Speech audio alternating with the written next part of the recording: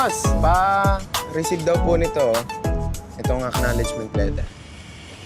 Boss! Ganon. Ayaw mo akong pansinin. Wow! Ang ganda nung chick na paparating, oh! At mukhang single! Ayun, pag babae, mabilis. Sabik yarn. Ako ba naman? Grabe ka naman sa akin. Kilala mo naman ako, hindi ako ganong klaseng lalaki. Alam ko naman. Ang ibig ko lang sabihin, dahil wala ka pang nagiging girlfriend buong buhay mo, sa sobrang katorpihan mo. Kaya nasabi kong sabik ka. Ako ba? Hindi ba pwedeng pihikan lang? Pihikan? Alam mo, boss, sa sobrang pihikan mo, tatanda kang binata. At hindi pwedeng mangyari yun. Dahil iinit na naman ang ulo ng mami mo. Ikaw, Richmond! Ikaw dapat magkaroon ng pamilya! Dapat ikaw magkaroon asawa para meron mana-mana nito ating negosyo.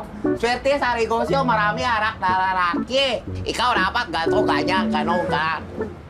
Siyempre gusto ko naman ikasal. Pero dun sa taong mahal ko. Hindi yung na-arrange marriage lang sa amin. Sabihin mo, gusto mo lang ng babae na katulad ng mga karakter dyan sa binabasa mo. Alam mo, kung ako sa'yo, at gusto mo talagang makahanap ng babaeng mamahalin mo hanggang dulo, dapat huwag ka rito. Lumayo ka, gumala ka, mag-explore ka. Kasi, pangit kung dito ka lang eh, no? Sayang.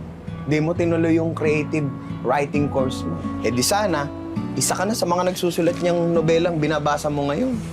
Alam mo naman si mama eh. Diba? Hindi pwede! Busy ka nga dito sa hardware eh!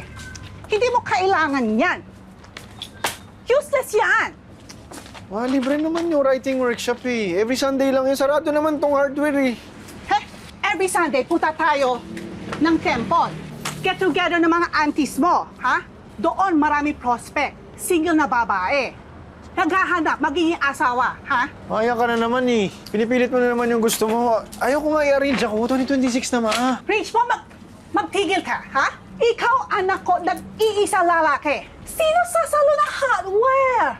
Richmond, hindi tayo mayaman. Kaya nga tayo hahanap mayamang Chinese girl para sa'yo.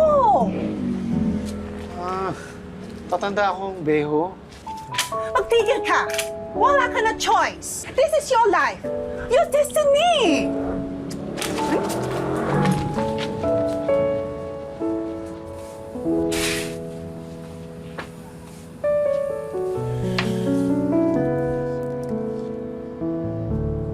This is it.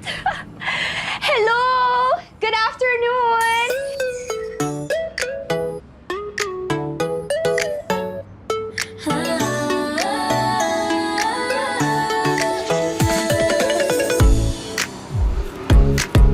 Oh my gosh! Nandiyan ka pala! Ano ka ba? Hindi ka nagsasalita! Ay, ano to? Gandang-ganda? Tulali! Uy! Gising! Ikaw ba yung sales clerk dito? Baka pwede mo naman akong tulungan. Opo, sorry ma'am. Ano po bang kailangan niyo po? Sobrang dami kasi i-build ko yung dream house ko. 5 bedrooms yun. Here you go. Ay, konti lang po pala, ma'am. Konti! Ano konti ka dyan? Tingnan mo, buksan ko ha. Ayan. Scroll, scroll, scroll, scroll. Oh, stop! Look at that. Ang haba ng listahan, di ba? Ano ka? Ikaw talaga hindi ka naniniwala sa akin, ha? Yeah, so you don't have to worry in accommodating me actually, sales clerk, kasi marami akong pera. But, you know, hopefully you can give me a discount. Yes?